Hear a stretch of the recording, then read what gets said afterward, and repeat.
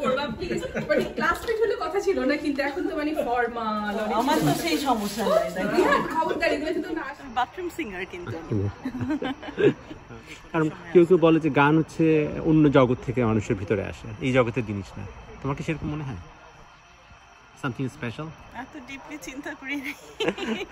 আজ জ্যোৎস্না রাতে সবাই গেছে বনে, আজ বসন্তের মাতাল সুমিরনে, আজ জ্যোৎস্না রাতে সবাই গেছে বনে।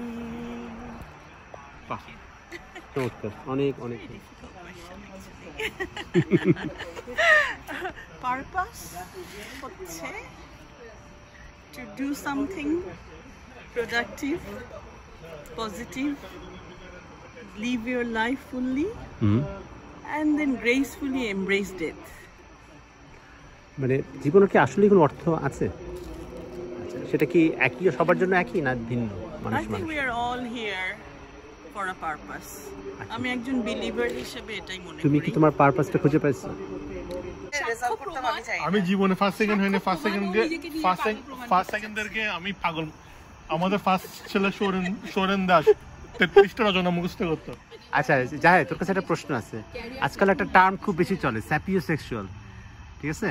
হ্যাঁ, তোর কি মনে হয় তুই যখন ক্যাম্পাসে ছিলি তখন এই ব্যাপারটা কাজ করতো? মানে মেয়েরা তোর প্রতি এত ক্রাশ ছিল কেন? তোর আমার প্রতি কোনো ক্রাশ ছিল না, আমার জানা ছিল না। ছিল না? আমি নাম গুণা দিতে পারি, হাতে করে গুণা 10 থেকে 15। আমার জানা মতে মানে other than Borna, anybody's ever thought about me as a potential candidate? এই মানে তোমাদের কি প্রথমে ফ্রেন্ডশিপ ছিল নাকি প্রথমে প্রেম ছিল? কোনটা কোনটা আগে? আমার বন্ধু হিসেবে বিটি করে ফেলে তারপরে প্রেম। আবার এখন এত বছর পরে, এই যে কত বছর হলো তোমাদের? 24 কালকে হবে। কালকে? রিয়েলি? কনগ্রাচুলেশন। বছর পরে এখন কি মানে যতটা না প্রেমিক, যতটা না স্বামী, তার থেকে কি বেশি বন্ধু? মানে 3টা রোল প্লে করে তো সে, কোন রোলে আছে এখন? কি বলবো ভালো করে মন দিয়ে শুনি। দাঁড়া, জাহিদ হচ্ছে I thought কাজের বলা আছে, কাজের এখন একটা লাইন এদিকে ডেভিয়েট হবে না, এদিকে ডেভিয়েট হবে। সুন্দর করে ব্লগ সেই জাহিদ কিভাবে আজকে বর্ণার সাথে প্রেম করে বিয়ে করলো আমি তো চিন্তা করতে পারি না। এটা ইম্পসিবল ব্যাপার, তাই না? কতজন যে হার্ট ফিল করতে যাচ্ছিল, জন্য তো অনেকেই ছিল, মানে সবাই তো সবকিছু জানে। সেটাই তোরা মানে প্ল্যান করছিস? সেই কারণে উনি হ্যাঁ, বর্ণার প্ল্যান কত মানুষের হৃদয়টাকে ভেঙে দিয়ে তারপরে এখানে চলে আসলো। কিন্তু জাহিদ কিভাবে ও কি করতে পারলো এটা আমি বুঝলাম না, যে ও কি ধরনের টোপটা ফেলেছিল সে। 100 people register। বর্ণা সেই দিনটা আমার মানে অন্যরকম লাগছে। আমি এটা একটা মানে once in a life time example, মানে আমাদের জন্য একটা মেমোরি ছিল। উনি তো আরো নীলাচল কোথায় চলে গেছে? greatest lucha of our batch। ভাই কিছুই করলাম না, বুঝছো? বিনা দোষে দোষী। খালি একটু আগে ওর বউয়ের সাথে একটু কথা বলছি ওই পাশে যেয়ে, তাতেই আমাকে এই হাসবা পড়ে। পজ। আমেরিকা থেকে দুবাই থেকে ঢাকা, দুবাই থেকে এয়ারপোর্টে ঘুমাইতেছে। আমার প্লেন ছিল তোমার রাতের 1টা বাজে, 1 AM। আমি তো মনে করছি রাতের 1 AM, সোমবারে ঘুমাইতেছি, মঙ্গলবার 1 AM, টুইসডে আমার সবকিছু কিন্তু রেডি, সব রেডি, লাগেজ 4টা রেডি, সবকিছু রেডি, শুয়ে ঘুমাইতেছি। আমার ফ্রেন্ড ফোন করছে, কিরে তুই কি এয়ারপোর্টে? আমি বলি যে না, আমি কেন এয়ারপোর্টে থাকবো, আমার তো প্লেন কালকে। ও রেখে দিছে। রাতে বেলা টেনশনে ঘুরে দেখছি, কিরে এখন তো 2 AM, আমার প্লেন তো 1 AM। তারপরে আমি প্লেন মিস করছি। ঠিক আছে, কি করা যায়? উঠে গেছি ঘুম থেকে, এয়ারপোর্টে কল দিছি। আমি প্লেন তো চলে গেছে, আমি ঘুমাচ্ছিলাম।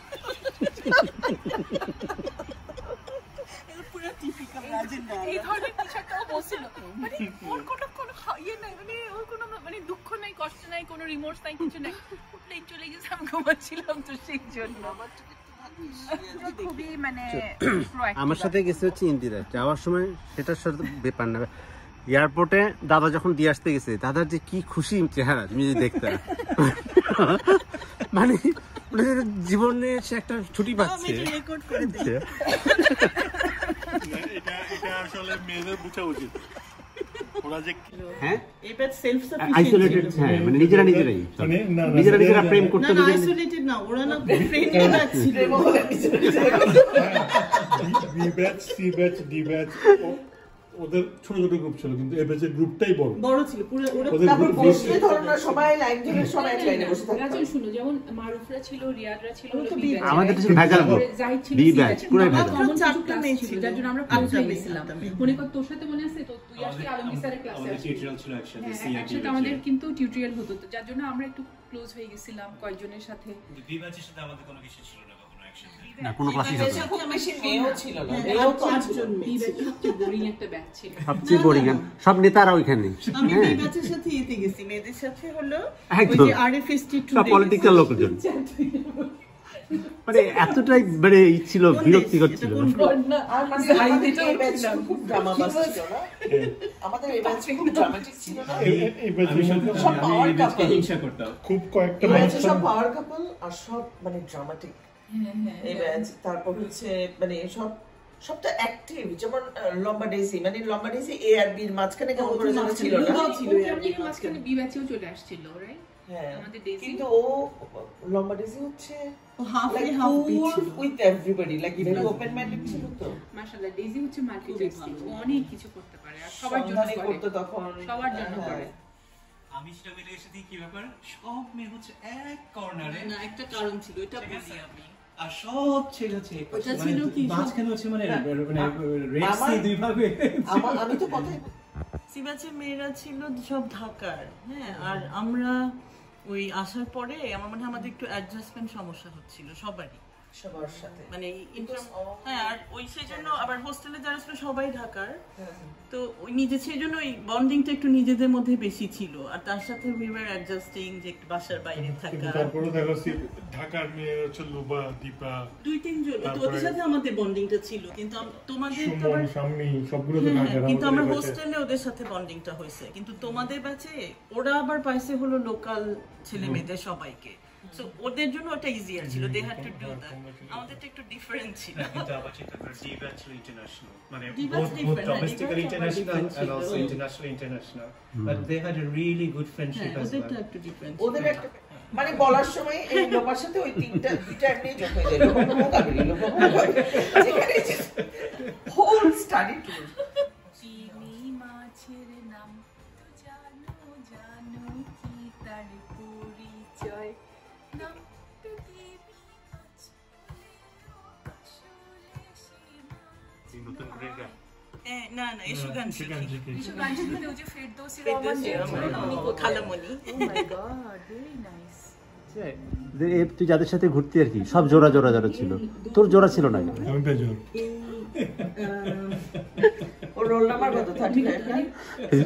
তারপরে ও একা একা থাকতো, আর সবগুলো জোড়া, তুই আর মানে আর লুপা মানে ছিল জোড়া ছাড়া, জোড়া ছাড়া তুই আর লুপা, আর সবগুলো ছিল জোড়া জোড়া।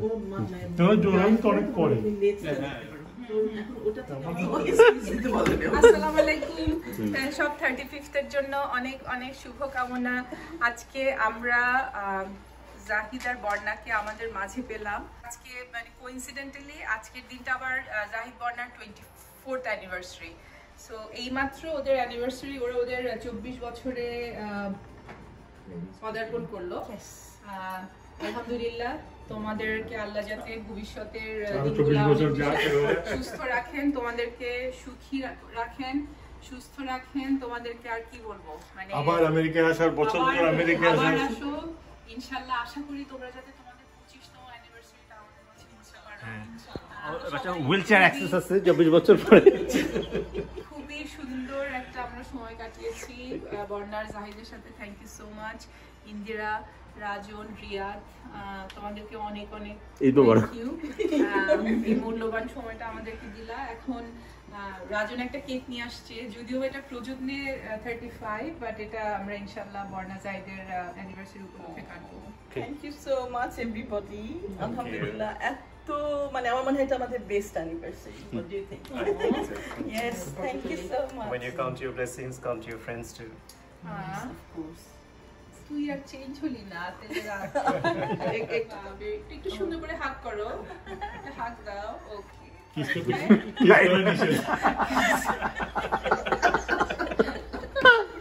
Thank you so